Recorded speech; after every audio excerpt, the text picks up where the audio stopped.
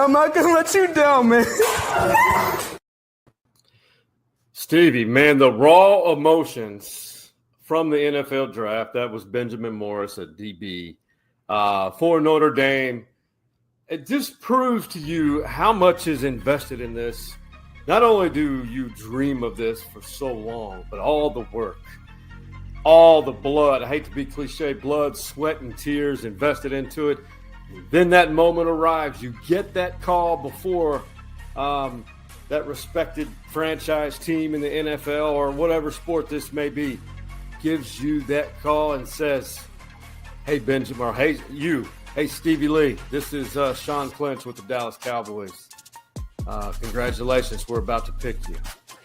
Yeah, that was that kind of summed it up, and you can tell that kid went through a lot. But congrats to all the kids that got drafted this weekend. But that right there was tough to watch. It's a tearjerker. Tearjerker. Watched it. You could tell the kid. It's just God. You love to see it. Love to see it. That's why I love the draft. And shout out to ESPN and the NFL collaborating. How they've made it, they go off-site to NFL franchises, stadiums or cities, and the production value has really increased. First round on the first night, then the second day is, I think, rounds 2 and 3, and then 4 through 7. And also a shout-out to the 512 boys locally. Sean Fresh, who we had on last week from LBJ, and played at Rice, got an undrafted free agent contract still. Hey, that's beautiful. And Taj Brooks from Manor, the leading rusher in Texas Tech football history. I believe he was drafted in the early rounds. I believe he's with the Cincinnati Bengals and all of the Longhorns. And that is who we're going to talk about. But the 512 boys representing the amount of talent in the Austin area, I think, is at an all-time high. Yeah. I was watching, just to see where my Texas guys are going, and then you're right. Some other 512 boys were going too, and I was like, this is pretty cool. This is pretty cool for the area. No, it is really cool. And by the way, if you're not aware, I am Sean Clinch, the co-host of Stories Inside the Man Cave podcast. That is Stevie Lee, the co-host of the series of episodes and his namesake, The Pass Rush with Stevie Lee. And be sure to follow us on all of our social media platforms, Facebook, IG, X, YouTube, and TikTok. And the best thing about YouTube, you can subscribe to it, and it's for free. And look at this. We're 39 episodes away from celebrating 500 total. Stevie, we're just digging in, and it's going to be a lot of fun. We're going to talk about your Longhorns because it was a record-setting weekend for the Longhorns. Stevie, you ready? Let's do it. Man, let's ride, baby.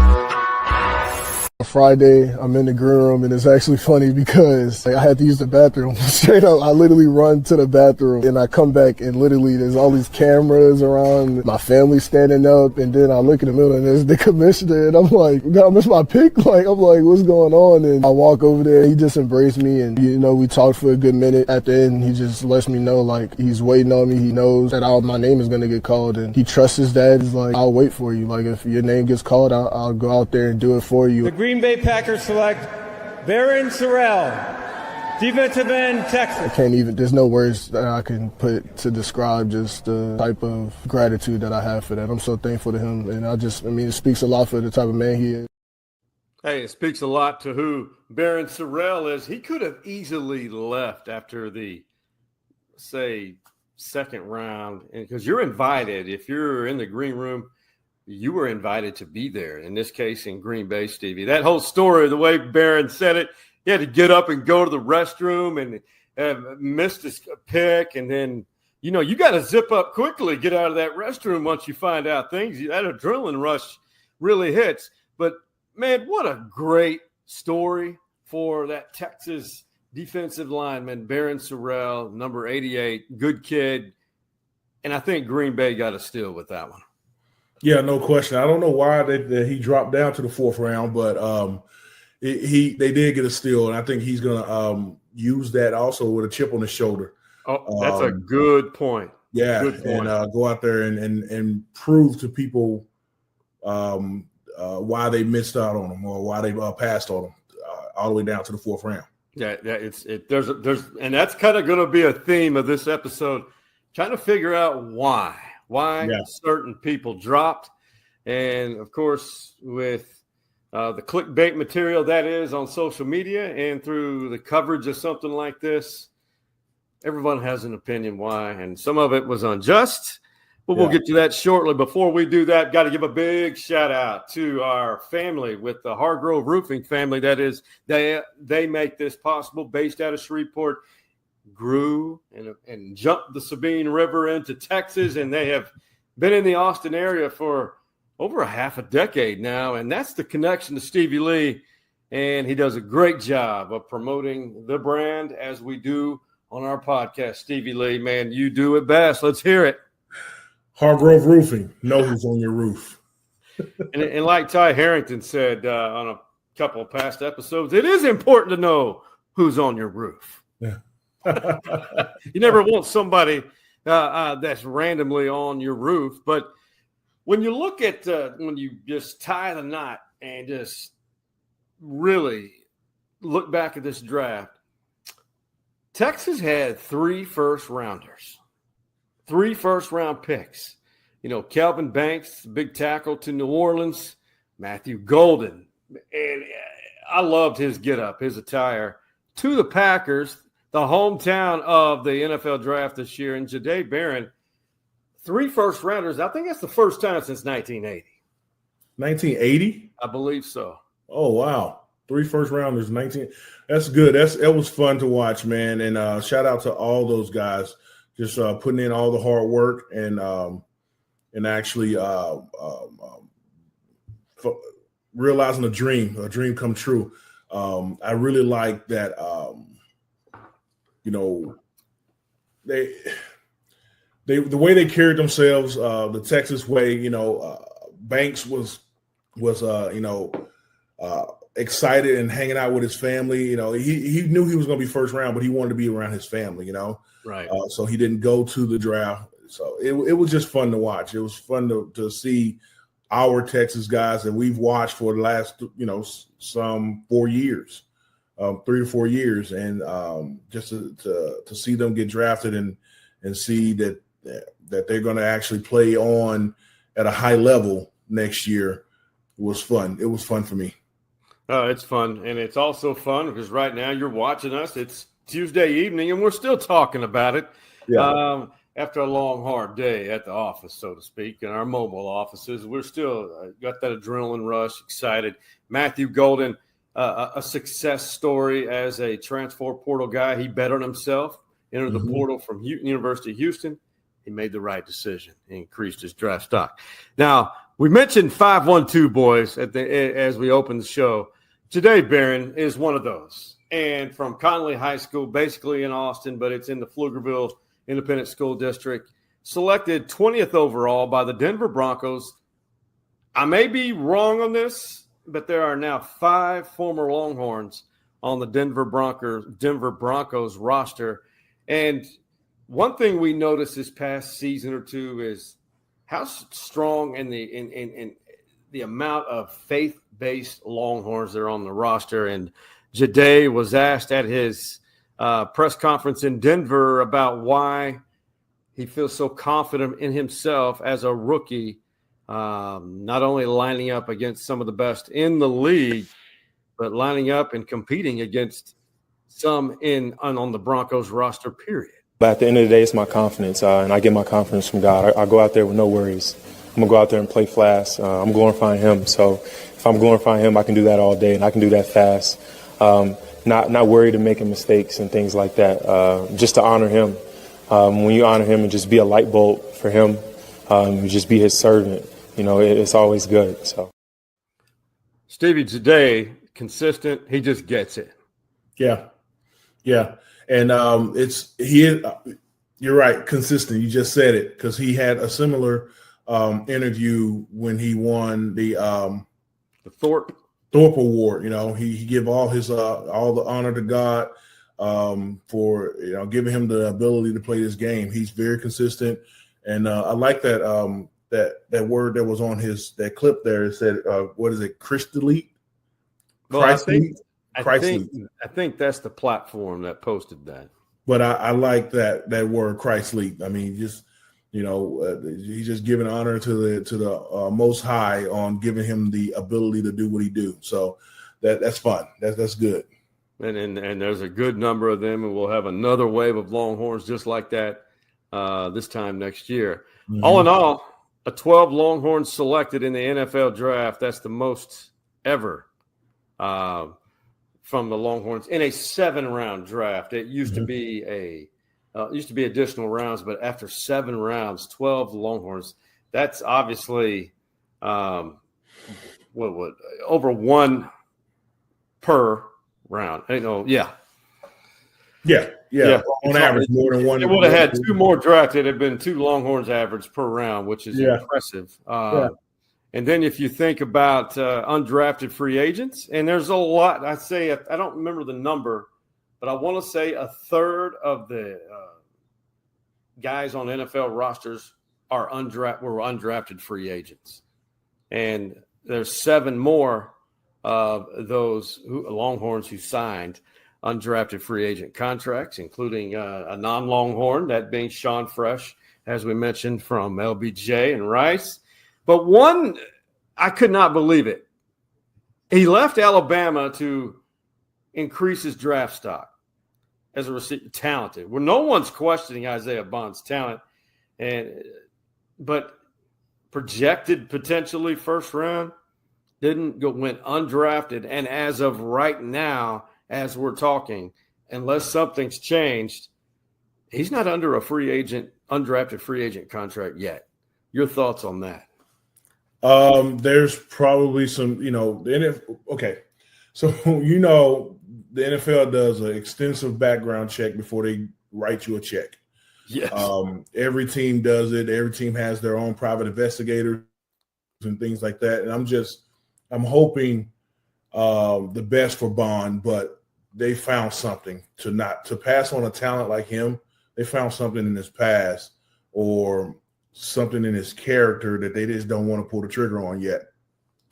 Now, people change and things change and things like that. So somebody is going to get a first round talent for cheap, really cheap. So if he can,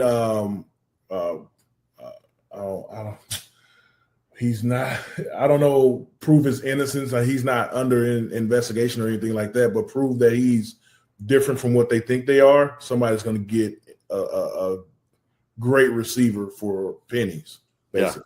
Yeah. And we hope there's no legal issues for him or anyone. There was somebody leaked cell phone numbers. Isaiah Bonds was one of them. And so some young college kids were playing pranks, pretending to be representing the Atlanta Falcons and calling him, pretending to be. That's awful. And I don't think there's any legal ramifications, but that's a horrible joke to play on anyone. Especially, I don't know. I thought that was absolute bullshit. And it's not because he's a Longhorn. I just think I'm all about jokes. Yeah. Sarcasm, but that's not something you do because that's an individual's livelihood and what they've looked for. But I've got to tell you something, Stevie. I got a question. Is Texas becoming running back U? And I want to show you why. They call it DBU with all the DBs in the league, but after this, it's a legit question, a legit debate. So far on this drive, it's been the rushing attack. And here's Jaden Blue with room off the right edge. Inside the 20. Turning into Jets. Into the end zone. Touchdown. Jaden Blue's fast, and he's had to wait behind some great ones. Bijan, Jonathan Brooks, Roshan, all on NFL rosters.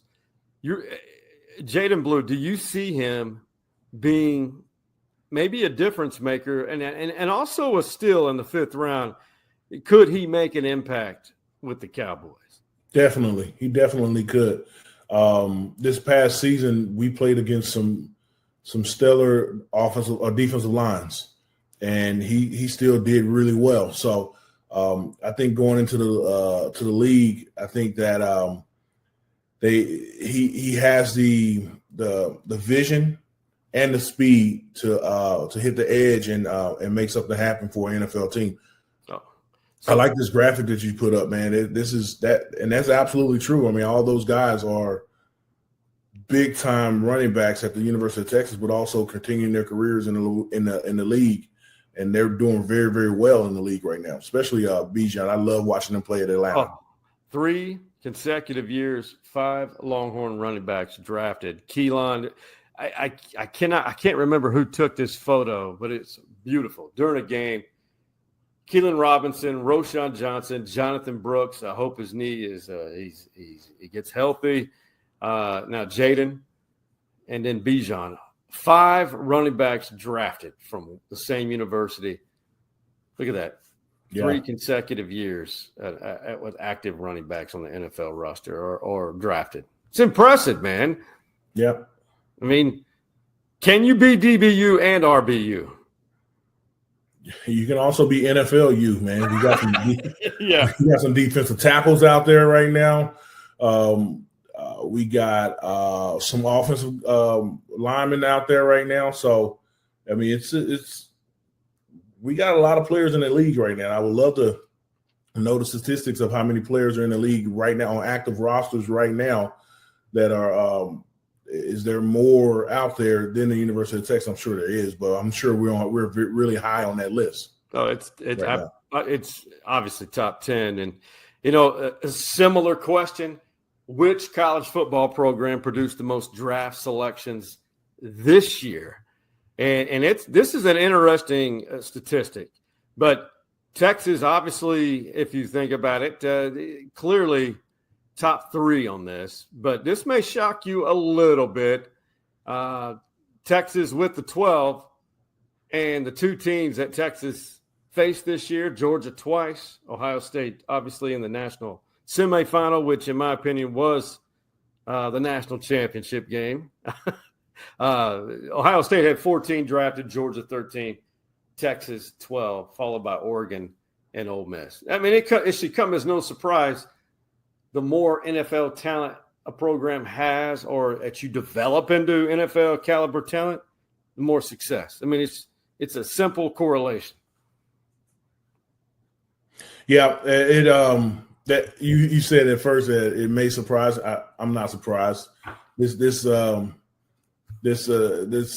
par for the course. I think that's spot on. We could have had a couple of more drafted. I think, but I think we could have been up there at 14. There's a couple of guys that got free agent deals that probably should have been drafted. Yeah, and those undrafted free agent contracts, I don't think anybody, I know it's disappointing at first for some, but the beauty of an undrafted free agency is you get to pick where you go, depending upon the options presented to you. And that's the beauty of being an undrafted free agent. It's going to be a little tougher as far as training camp. And as you mentioned it earlier, that chip on your shoulder can go a long ways.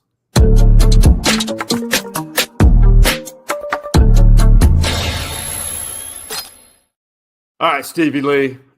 This is not my grade. This is basically an average of 3 websites that I have seen that have the Dallas Cowboys got an A- with their draft. Were you able to check out the Cowboys draft class? Not all of it. I was just looking at the draft as a whole, but an A-. Listen, I'm here for it. Who do you know who gave him the A-? What it was oh my God. No worries. I just think that A-, that's pretty high, man. So you got to make some noise in the playoffs. Well, you hate to give the Jerry Jones any credit, but maybe maybe he allowed the team to do more than him just saying, no, this is what I want to do. We're going to do it my way. But, they started off with Tyler Booker, the offensive lineman. That's a big get. You got to replenish that O-line. It has a big turnover right now. And then the edge rusher from Boston College, Donovan Ezaraku. I butchered that. They need another edge on the side. Then they got a corner, 2 running backs. Obviously, Jaden Blue is one of them, another 2 defensive linemen. And they got that big running back from Clemson who was kind of banged up. So they got 2 running backs, Jaden Blue and Phil Maffa, who played at Clemson, bruiser. You get him healthy, he's going to be your short yardage guy. Gotcha. Yeah. We got to see it, man. I'm tired of putting my hope into the Dallas Cowboys and then get let down at the end of the season. So I'm gonna just shut up and wait. Yeah, I'm gonna shut up and detach my emotions for a 3rd consecutive seasons. Hey, the proof, you got to develop it, and you got to stay healthy. Let's give them some credit there. But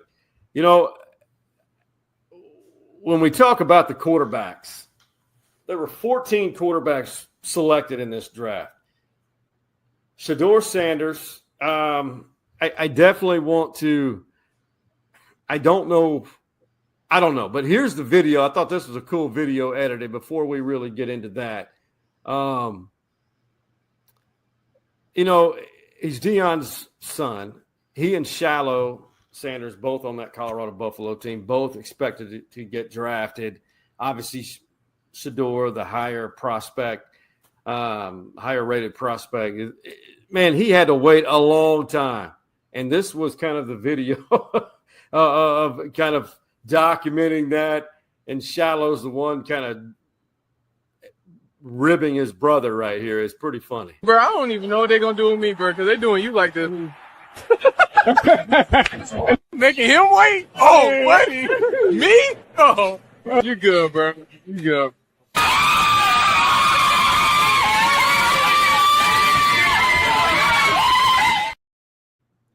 So he goes to the Cleveland Browns. Cleveland selected 2 quarterbacks.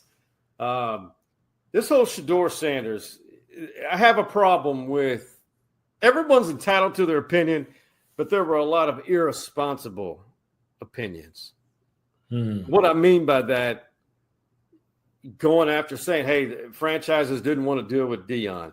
Shedeur reportedly had bad interviews during the sessions leading up to the draft. Came after him, called him lazy, called him this and that. I think it's just a matter of which franchise was up and if that talent, that quarterback available, or did they need a quarterback? Not all these franchises need a quarterback. They already have. And did these franchises see, in his case, was he a fit for their organization? You think I'm on to something there, and if you disagree, it's fine. That's what's the beauty of it. We have different opinions. And I'm not defending him. I'm just saying that I think this was more a matter of timeliness opposed to the individual and who his dad is. Nah, 100% disagree. This is who he is, the way he moves, and who his daddy is. 100%. So you turn a 1-9 team around at Colorado into a bowl eligible team 2 years straight. You take Jackson State and do what you did with them. He did this stuff at Colorado with a terrible offensive line. Yeah. Terrible. Shedeur Sanders is, Cam Ward is great. I love watching him play. Right. Even Jalen Merrill here, he's good. But I can't see any other quarterbacks over Shedeur Sanders right now, other than maybe Cam and Milroe. Okay. Right? All right. And so why do and for people saying that he there was, the baggage that come along. Man, we're grown men. We're grown men, man. So what these GMs are telling me, the ones that took quarterbacks, what these GMs are telling me is you can't handle the things that go on around the Sanders family. So you go and pick someone else. Like right. You're not adult enough to handle the things that goes around. And for me, it's just their personality. It's just them being 100% who they are. And that's a sense of belonging that you want. If you want me the way I am, I don't want to have to be a different person around you or your program. Well, that's what I mean. The right franchise for is he or whoever a good fit. That's my whole point. I don't know, man. That's what I'm saying. You don't have to worry about a fit in your program. Get the best talent. Just go get the best talent, right?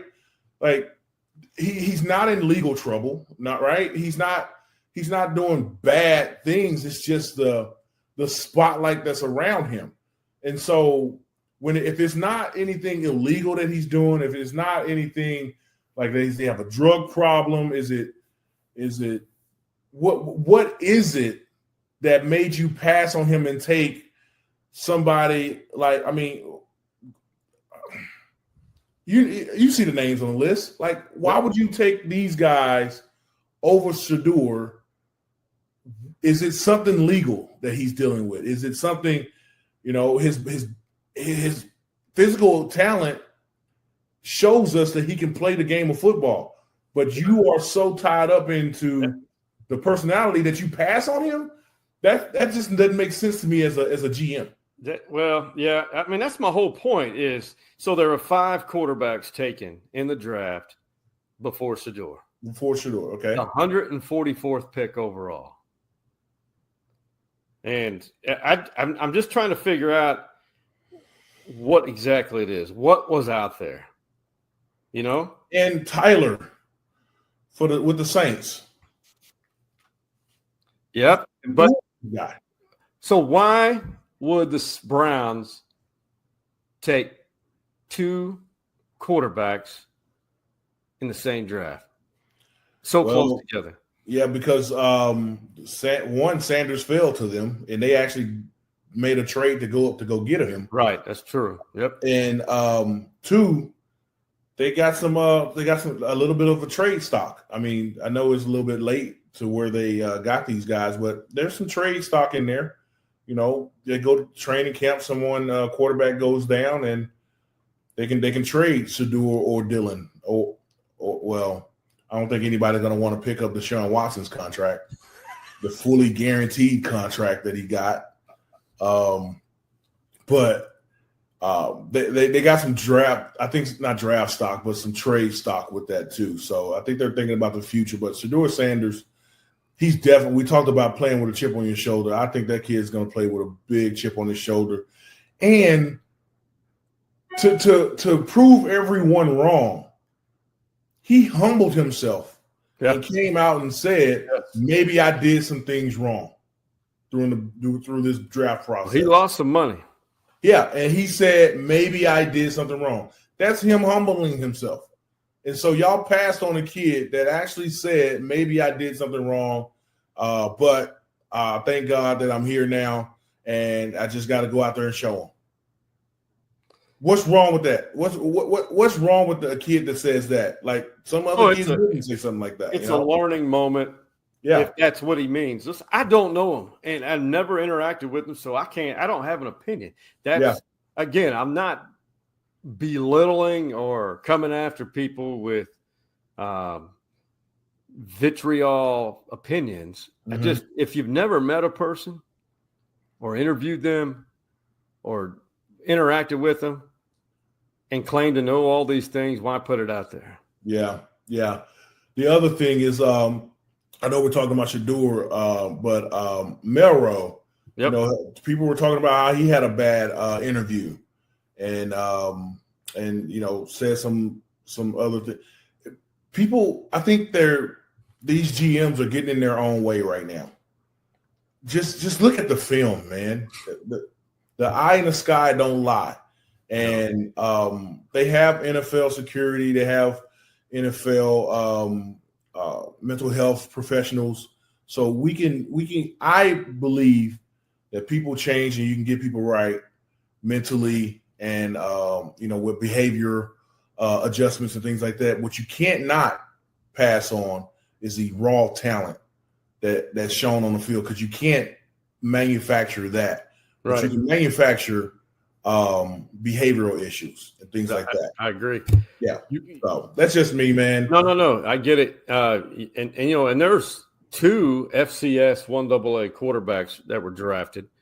And then Curtis Rourke, the Canadian quarterback from Indiana, in that great year they have. But the one that, Texas fans had their eye on, Quinn was the last quarterback selected in the 7th and final round. The look of relief on him when he was watching the draft with his family to wait that long. Did you think he would be selected that late, almost at the end of the draft? I didn't think it was going to be at the end of the draft. I thought that, he was a 4th, 5th round guy. Yeah. I was leaning towards more 4th round, but to go that far down, that was tough. And for someone that put their team in the college football playoffs twice, back to back. And was not truly healthy. There was that? And not truly healthy either. Yeah. So that could be one of the issues, because he's never finished a full season. That's a good point. Texas. That's a good point. He's never finished a full season. He's always been out at least 2 games. So that right there is that could play a big role in it, because as you get to the NFL, these dudes just get bigger and stronger. And if you can't take a hit from the college guys, taking a hit from these faster, bigger NFL guys, maybe that's what they're putting into consideration. Right. So I would say, I'm not guaranteeing, not putting money on it. I would venture to say almost all of the quarterbacks on the left side, they'll be on the roster. The quarterbacks on the right side are not guaranteed spots on the roster. They've got to earn it and prove their worth at OTAs, which start soon, and then training camp. But you also got to prove your value of what else you bring to an organization. And that's the hard part for someone like Quinn. Nothing's guaranteed here.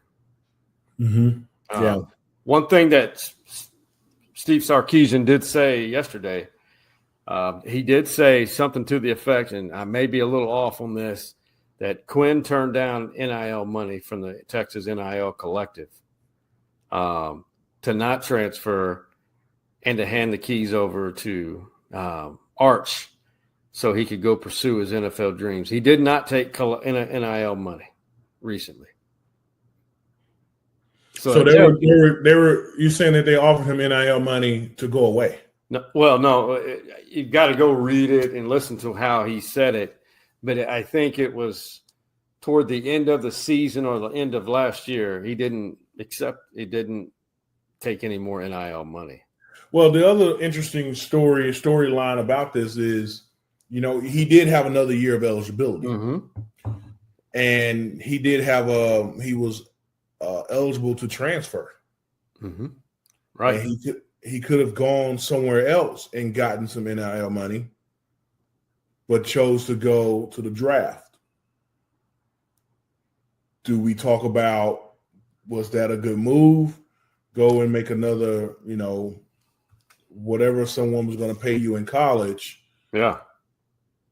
And then try to improve your draft stock for 2026 draft, or you go out right now and get this 7th-round pick, Financially, he's set, but those guys on the right, the amount of money they're guaranteed or signing bonuses or whatnot, they were probably making more in college at their NIL deal for guys like Will Howard, Riley Leonard, maybe Curtis Rourke, and definitely Quinn Ewers were making more, but the other guys probably not.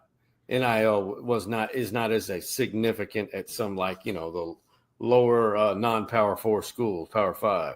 Mm-hmm. But as far as he wanted to leave his legacy here, or maybe that's the narrative that Ewers wants to paint. Yeah. The other thing that I thought about in this draft too is, golly, there was a lot of kids that slipped and kind of a lot of them that was projected here and is just doing this right here. And so what we need to also look at is the quality of agents that are out there representing these kids, because Ewers should have known that he was going to drop like that. And I'm sorry, the defensive end at Texas that went Barron Terrell. Barron should have known through research through his agency where he was going to be, so he can prepare draft day accordingly, right?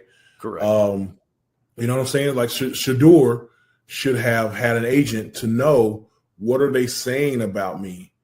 What do I need to work on? And what do I need to do in these interviews? You have to seek counsel. I mean, that's biblical. You have to seek counsel. Yeah. And you have to seek the correct counsel. This is a huge decision. NFL teams have tons of people in their offices doing research on you. You need a team to see what that research is coming up with and to coach you on how to go into these meetings, on how to, or even what to perform in the combines and the pro days on campus, So for me, the way this draft worked out, we actually need to look at what these NFL agents are actually doing out there for these kids. Well, it's also organizational. Each organization, some have former NFL players who are in their front office. They evaluate, they give reports. There's a staff of people. Deuce Vaughn's dad, Chris Vaughn's on the Cowboys staff, or was. I think he still is. That total job is to scout and evaluate, watch film, produce reports like we do in our jobs. Produce reports, analysis, thorough investigation, information, and to apply that information towards their needs in their football operations. And to your point, what you said earlier, it's a thorough background check, and people are not perfect. Can those imperfections align with that organization's culture, so to speak? Mm-hmm. No shot on Barron Sorrell. I don't know why maybe they saw limitations on his contribution. Is he just a third down type guy? Is he just a pass rush? Is he not what we need against the run? I don't know. I don't know that answer, but yeah, you bring up some really, truly valid points. So man, it's good job, Stevie, on the feedback, wrapping up the draft. One guy that was drafted in 1998, calling the X-Man, Jeremiah Trotter. This was him on the top with his, I think his second stint or third stint with the Eagles, and when they had a great team. And then on the bottom was last year, he has two sons, Jeremiah Jr. played at Clemson, picked up by the Philadelphia Eagles, where Trotter is beloved. And we all know what last year's Philadelphia team did. This is pretty cool.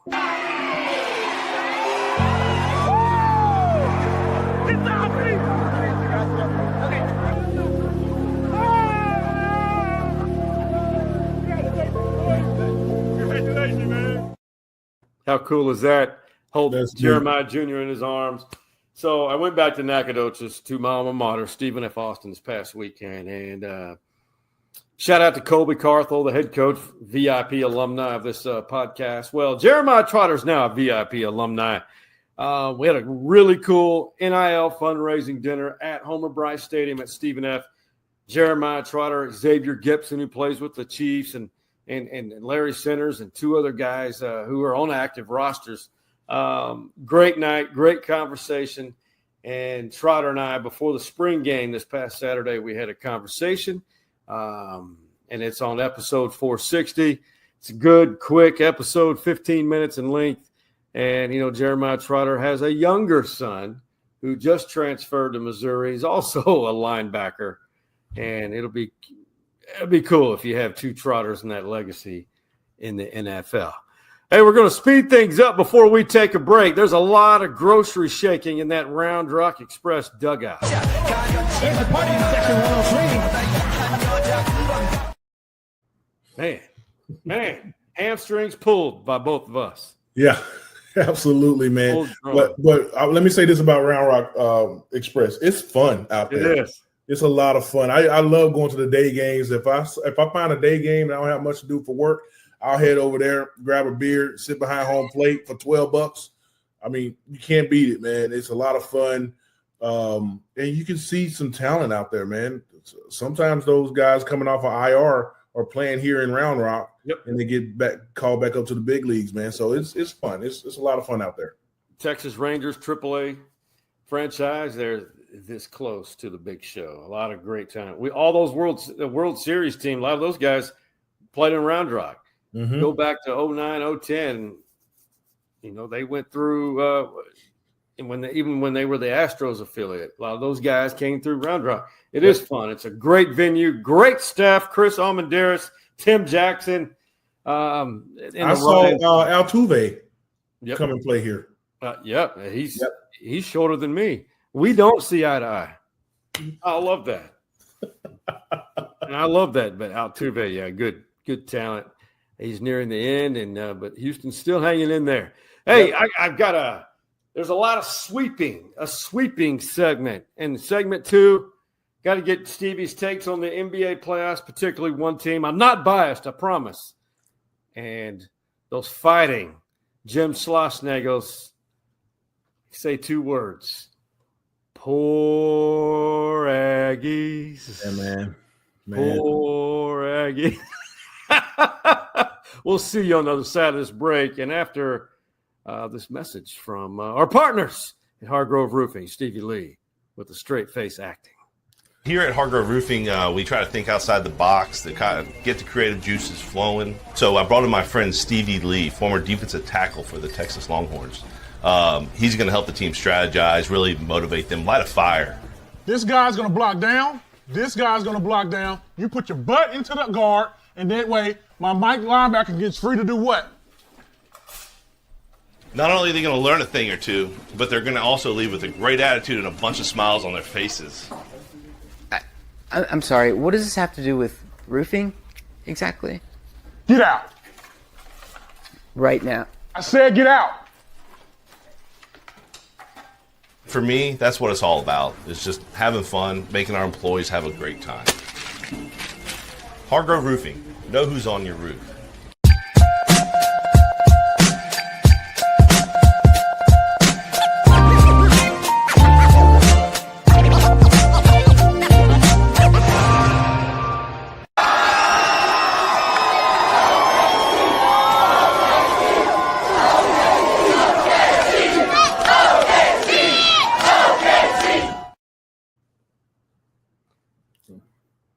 That's fun. Thunder up. Let's go, baby. Hey, best environment in the association. That all started in 2009 or 10. Those fans, they communicate through a private Facebook page. And when that team comes back from a road playoff game, day or night, it could be 3 a.m.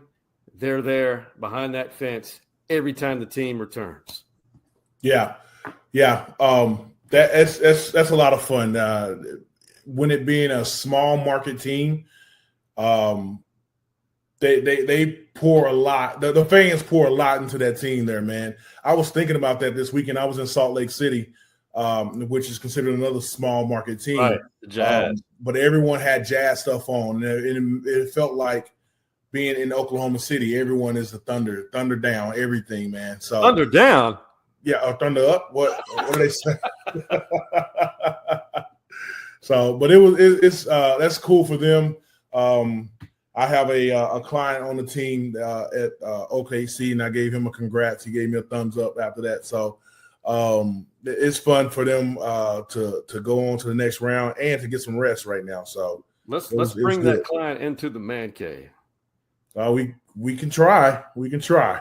But those guys, they have to get money to come in. Right. But here's the deal. Sam Presti, the GM of the Thunder, incredible.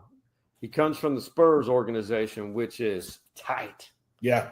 They don't allow many. Even when I was in the media in OKC, we had availabilities, shoot around at the facility, and then before and after the game for a short window. But stuff like this is hard to come by. Right. But I asked Sean Fresh, I'll ask you. OKC, clearly the best team in the league in the regular season. Can they hold up and get past this opponent in the Western semis and in the Western finals and make it to the NBA finals? I don't know. It's too tight for me, man. There's some good teams in the West. There's also some good teams in the East. I think this next round is going to be a real tough round, man. Yeah. Real tough. I mean, they had the most double-digit wins this season, the Thunder. Yeah. They're fun to watch. They are. I highly encourage people to go to OKC, go to the Thunderdome, now known as Paycom, the Paycom Arena. And it is so much fun on Reno Avenue before a game and in Midtown. Go to OKC, get you some of that. You'll be glad that I mentioned it. Right.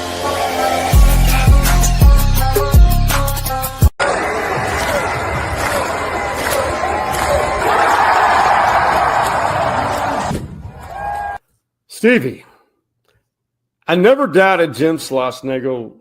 I never doubted this program and his assistants, Max Wiener, Nolan Kane, that entire staff, what they've done. Texas is doing things above any expectation right now. Number one in the country, 37-5 overall. But listen to this, 19-2 in the SEC. A 5-game lead over Arkansas with 3 SEC series remaining at Arkansas this week, at home against Florida, and then they close out the regular season at Oklahoma. Okay. SEC is the creme de la creme of college baseball. Mm-hmm. Texas lost their top gun pitcher last week. A soreness, and he's going to have surgery. He's done. Perhaps top 3 pitchers in the country. What did they do? A&M had a horrible, shitty start to their season. Yeah. But they have quickly ascended and got things on track, and they're a pretty good baseball team. Texas swept A&M at the Dish. All 3 games decided by 1 run. And when you figure out a way to win those close games, that's something within your team. But sweeping the Aggies, that's why you saw that celebration. It's a little different because you beat what they call, and I got to give the Texas baseball social media team, they recapped the team victory over the series win, the sweeping of A&M, and it says, check out this episode of Little Brother or Big Brother.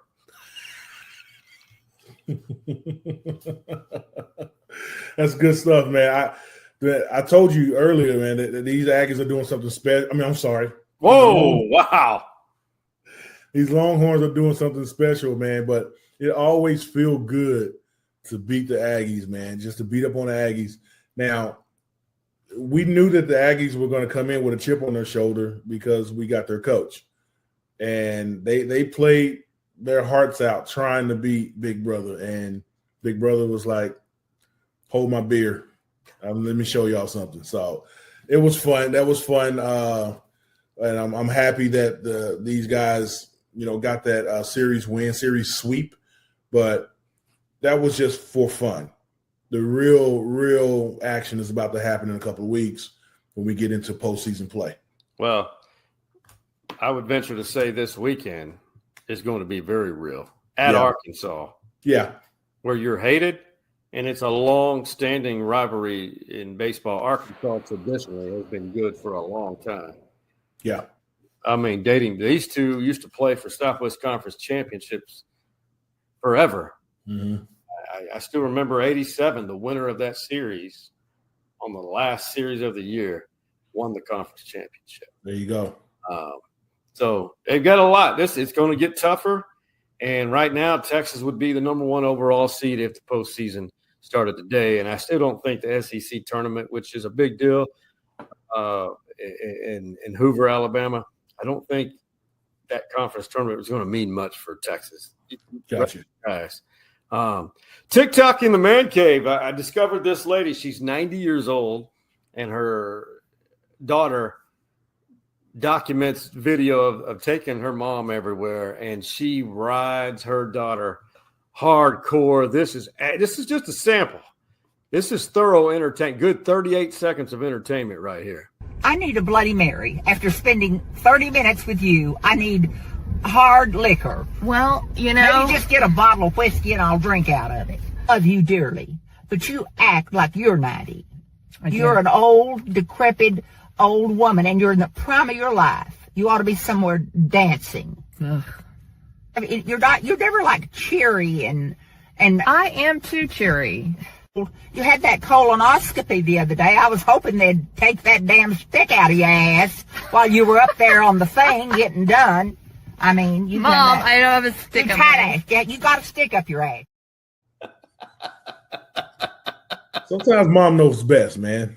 She does. Moms always know best. Yeah. The funny thing, Stevie, what caught my attention when I first saw that woman's voice sounded just like Mama C. Really? And they say the similar things to me when I'd be driving Miss Mama C around. Yeah, that's funny. That's good. Good stuff, man. Get on my ass. She goes, "Shut up. I don't want to hear it. You remember, I'm your mother." Yeah. I need a margarita. Yeah. Hey, man, tell me something good.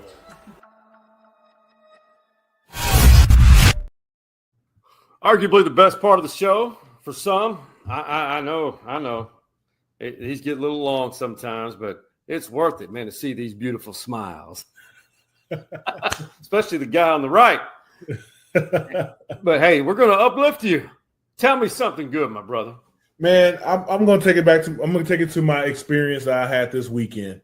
My daughter had her last club volleyball tournament this weekend. It was nationals. It was the 18s nationals. In her division, they finished top 5 in the country. Hats off to her. Love what she's doing. She's gotten her tuition paid for college. Ooh, that's so through nice. volleyball. This is great. But the tournament was in Salt Lake City. And I spent some time in Salt Lake City. Guys, this is a beautiful place up there. I guess this is my recommendations too. But if you got any kind of time and you're looking at doing a vacation in the States, Salt Lake City, Utah is a beautiful place. It's so picturesque. Everywhere you look, it's snow-capped mountains. We drove up to Park City to hang out. Love Main Street, Park City. And then we drove up the mountain to St. Regis to have dinner. Ooh. How long is that drive? From Salt Lake to St. Regis, from Salt Lake to Park City, it was like 30, 40 minutes. Is it a hairy drive up the mountain? No, it's a beautiful drive up the mountain. Beautiful, yeah. You're passing through mountains and some farmland, and some cool golf courses out there. It's just really pretty, man. It's beautiful. So something good. We live in a country where there's different landscapes around, but this is a cool place. Get out, enjoy, experience America. I have through my kids' volleyball and through football and the things I've done, but I was always sleeping on Salt Lake City, Utah. Don't do that. Get out there and go and do it, man. It's fun. It was fun. The people are nice. They say it's like Mormon country, and I guess it is, but you don't feel all of that. You just feel just people just being really nice to you in Salt Lake, and then going up to Park City, everyone's still nice. It's just good people were all around and just beautiful. Like you can just take a picture and make a painting on your wall, just anywhere in Salt Lake or Park City. Should be on a canvas. You see those beautiful photos and they're good. But I'm with you, man. I'm all whenever I travel or even here in Austin area, I always try to find on the weekends, especially try to find a moment in nature. But mine's going to be quick. Kind of alluded to it. East Texas is very special to me because when I was born and raised in Austin, but I wanted to get at least 4 hours away from home to go to college. I chose the right place. And since and for so long, when I got into the media, I was not able to go back. So when I moved back to Austin and to Texas, since late 2012, I've been able to go back over there. And I had a full weekend. It was a SFA spring football weekend. All those guys from those teams. And then we had there's a new administration there, leadership. And then I had my fraternity alumni weekend and golf and all that. And I don't know. I just tell you, man, it really hit my heart because just realized sometimes we take those things for granted, and to be able to go somewhere like that. And on the way back, I stopped at a place called Ratcliffe Lake. I was driving through the woods. Basically, this highway goes right through the forest, a national forest. I went to Ratcliffe Lake. It took about a 30-minute hike on my way back home to Austin. There you go. Absolutely stunning. It almost looks like untouched land. And I could hear the echoes of unknown wildlife just echoing through the timbers. And it's what I needed. And it's little things like that are the trickling of water. I'm going deep. But, man, you're right. Go see that nature. America has a lot to offer. And go see it. Brother, it has been fun as always. So, to Stevie Lee and his beautiful family, and to the Hargroves out of Shreveport and in Texas, and to my alma mater, college alma mater hometown, Nacogdoches, Texas, and to my beautiful hometown, Austin, Texas, and wherever you're listening and watching, thank you. We love you. We really appreciate you. And to everybody who has stood behind and supported us in this podcasting journey, man, much love to you and to everyone. Have a beautiful rest of your week. Shoot us a tweet. Send us some love, man, and be with Stevie as he and his lovely wife, Summer, are watching their girls grow up too fast. And to the OG Man Cave boys, that being Hardball Harge, Big Mike, and the Coach. What do we tell them, Stevie Lee? We out. You see the drippy, I'm fitted up. Hop in my car and the giddy up. I said get out.